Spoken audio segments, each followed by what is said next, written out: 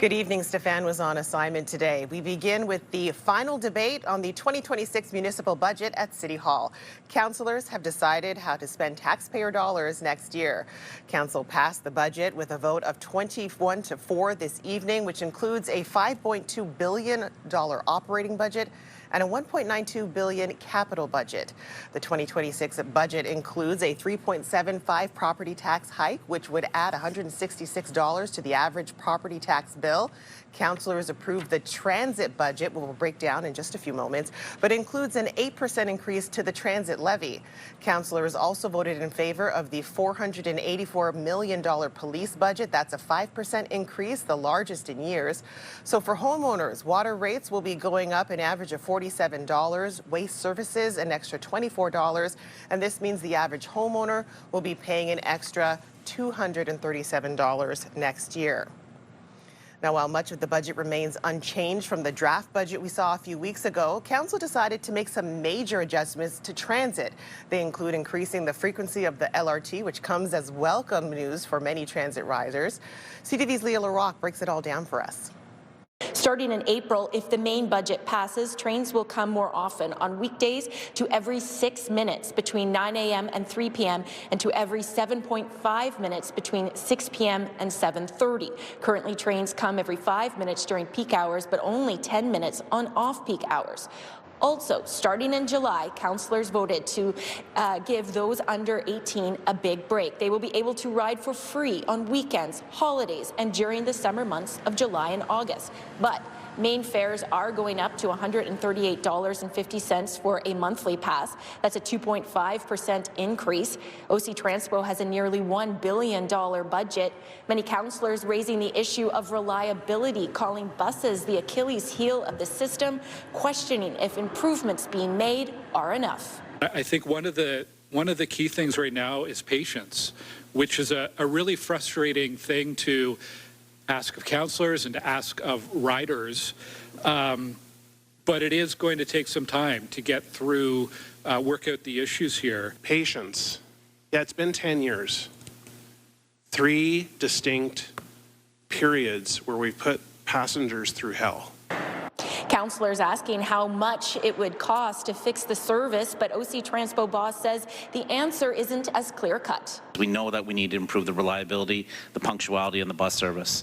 But additional funds right now won't fix our immediate problems. Our biggest challenge right now is our bus fleet is aging. Now, those improvements, including the LRT frequency as well as some free transit for youth, of course, that isn't free. It's going to cost the city hundreds of thousands of dollars.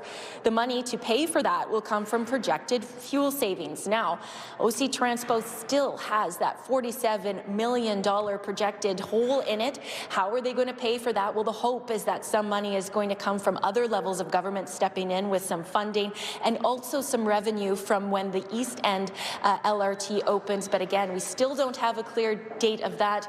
Councillors also hoping on projected savings from when the LRT is uploaded to the province. Well, that was CTV's Leah LaRocque reporting. Turning now to the snowstorm across the capital. Dozens of schools across eastern Ontario were forced to cancel bus service this morning as the snow caused traffic delays and messy commutes right throughout the day. And an overnight parking ban is now in place until 7 a.m. tomorrow morning.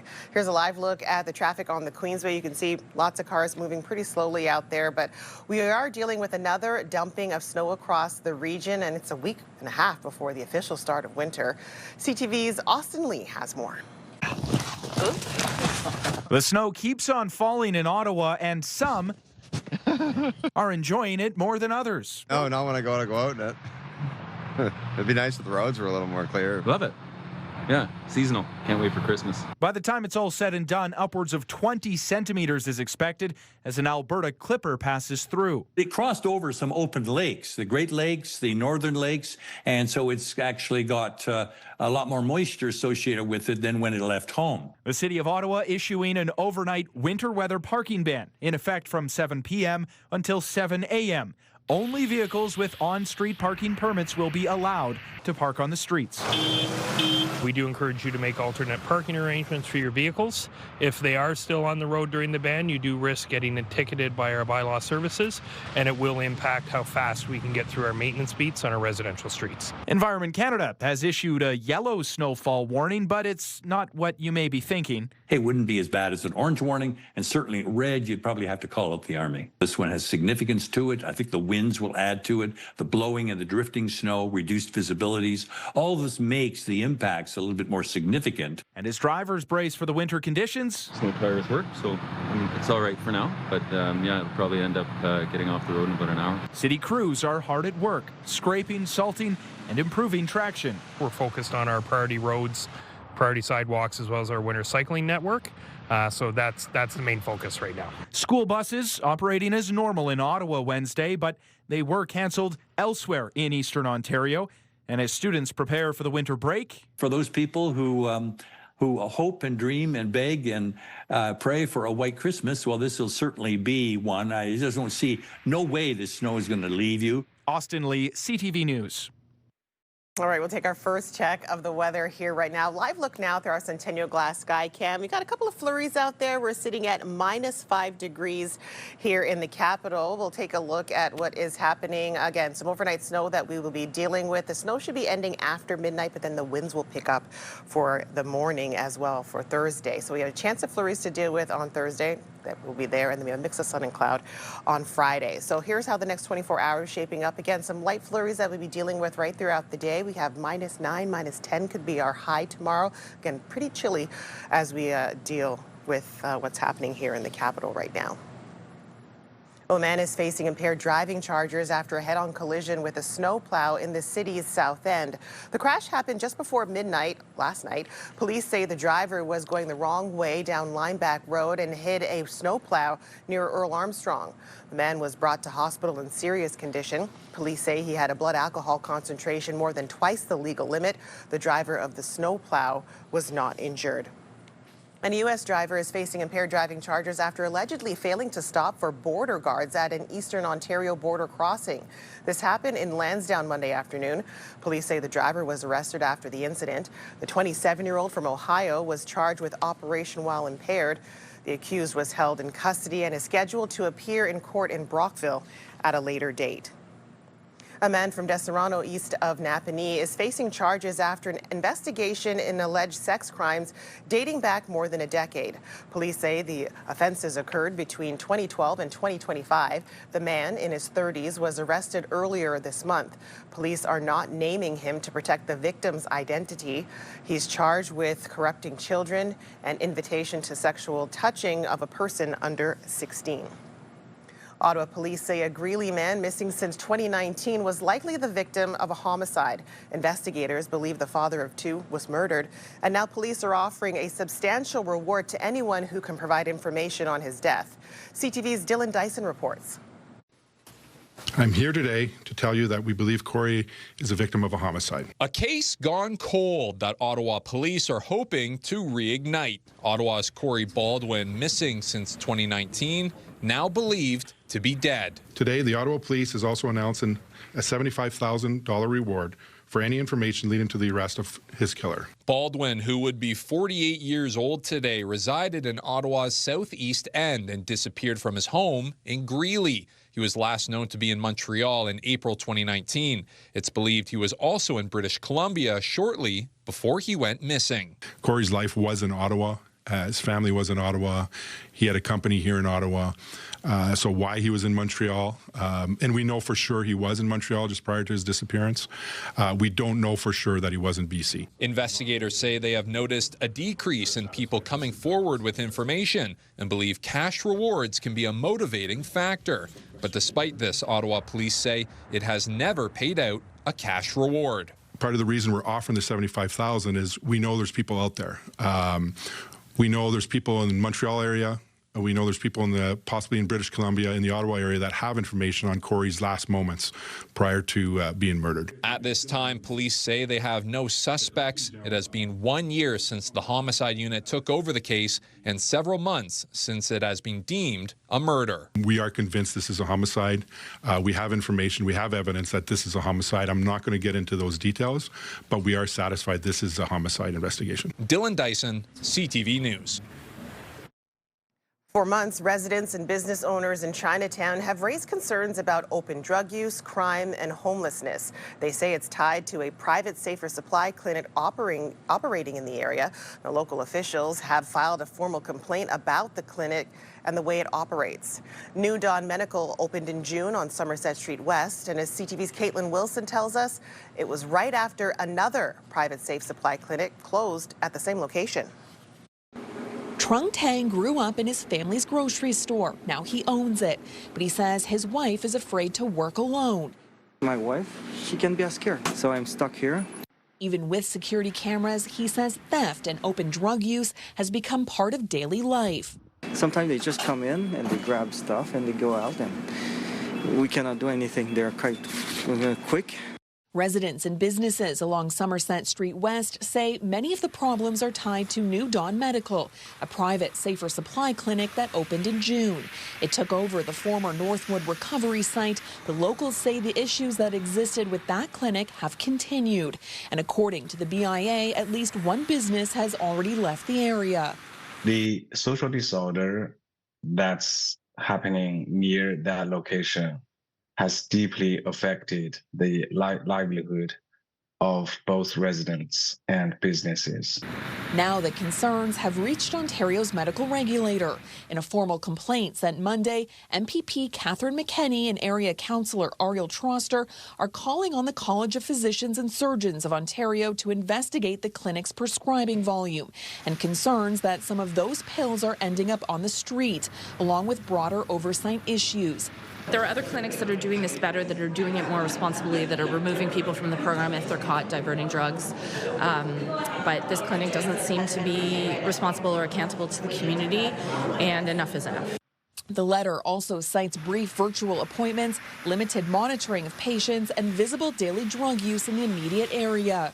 In a statement, New Dawn says its goal is to help patients get off street drunks, reduce overdoses, and save lives. Adding safety is a priority, we are confident in our clinic's protocols and procedures, and physicians at our clinics do a combination of virtual and in-person care. But for Tang, it comes down to one thing, feeling safe in his own store. The worst thing is the things that is not expensive, but we are afraid of them, not losing the stuff. Caitlin Wilson, CTV News. It's their voice they need to keep. They need to save their voice. Well, just ahead, the University of Ottawa's campus radio station is preparing to shut down. Plus, we'll have an extended look at the forecast when we come back. The magic of the holidays is here, and this year the need is greater than ever. Let's ensure every child in our community feels the joy with CTV and Move 100's Toy Mountain. Together with the Salvation Army, we can help spread cheer and make a child's wish come true. Drop off any new unwrapped toy to the designated drop-off locations or make a monetary donation online. For all the details, visit toymountain.ca, presented by Donnelly Automotive Group.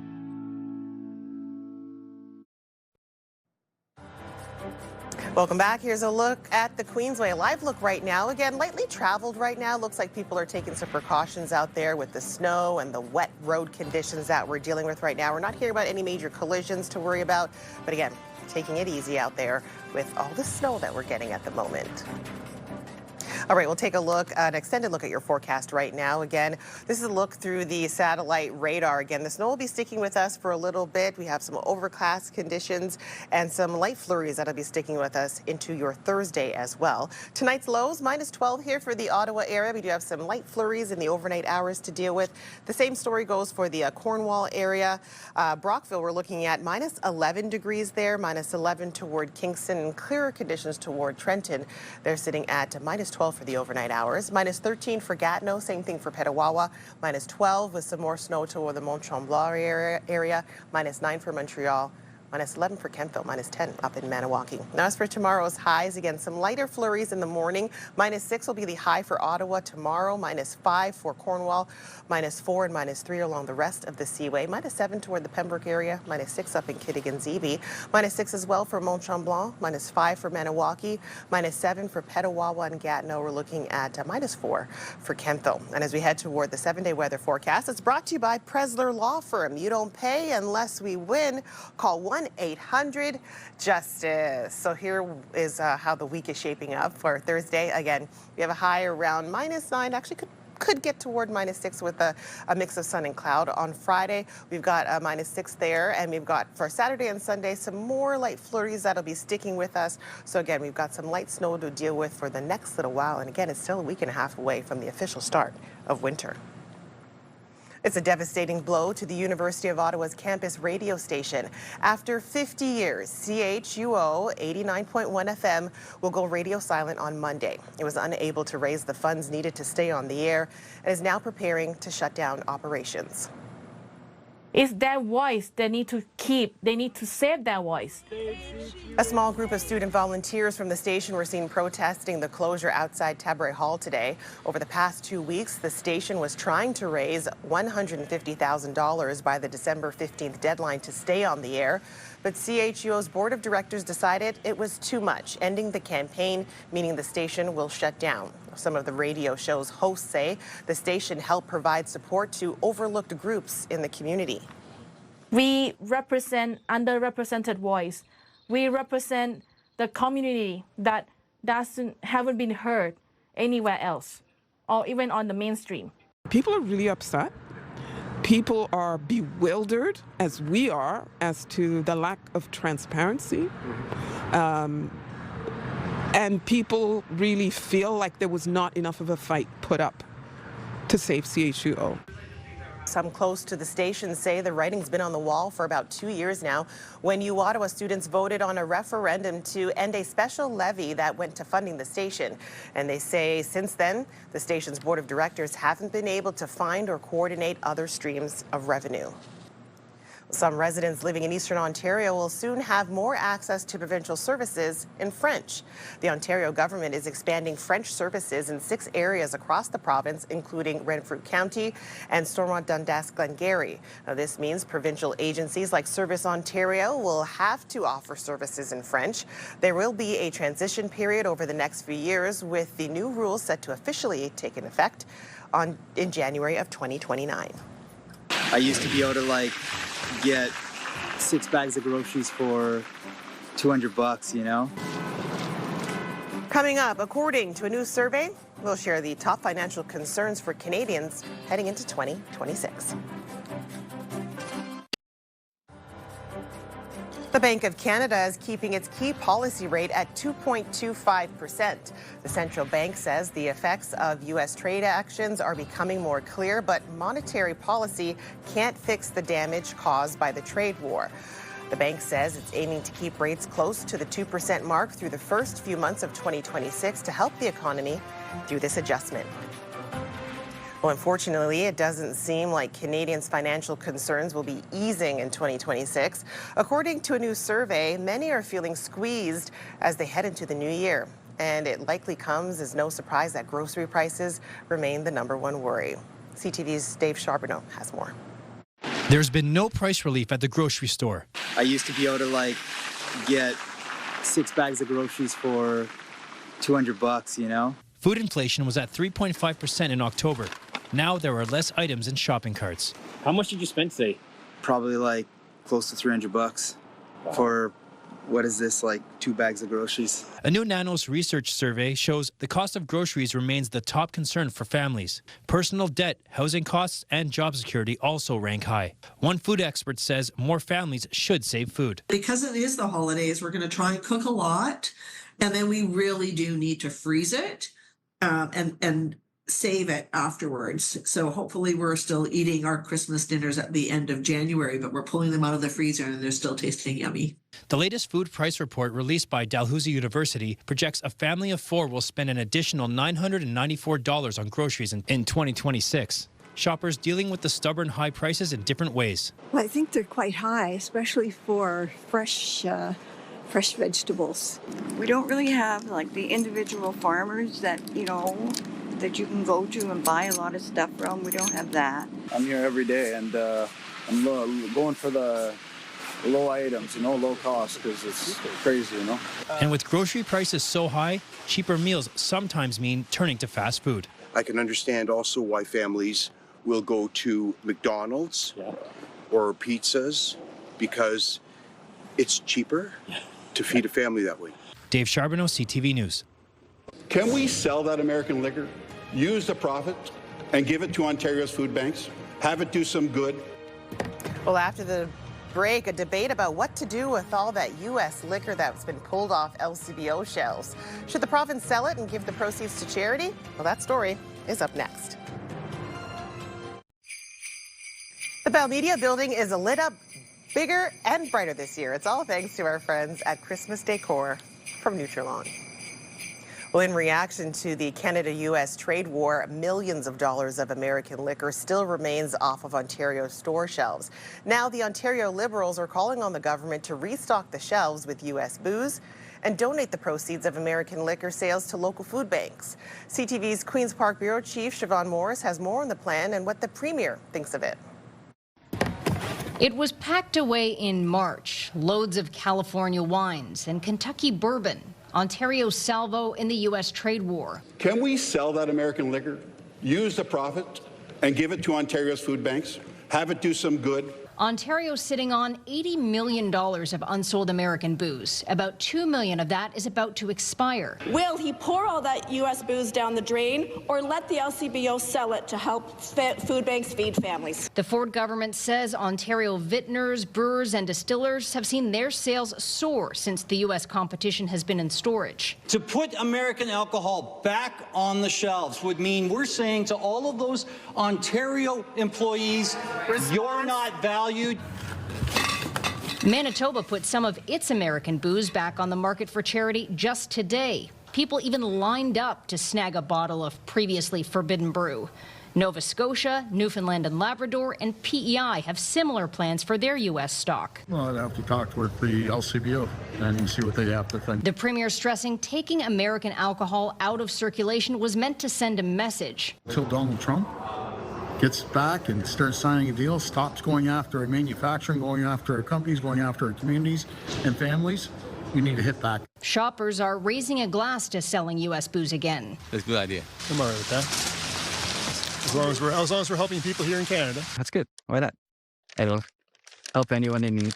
The CEO of Toronto's Daily Bread Food Bank says revenue from these sales would go far, but the fix would be temporary. I would love to see that $80 million develop $80 million worth of affordable housing or $80 million worth of supports to those on OW or ODSP. Structural changes to keep people from needing to turn to food banks in the first place. Siobhan Morris, CTV News.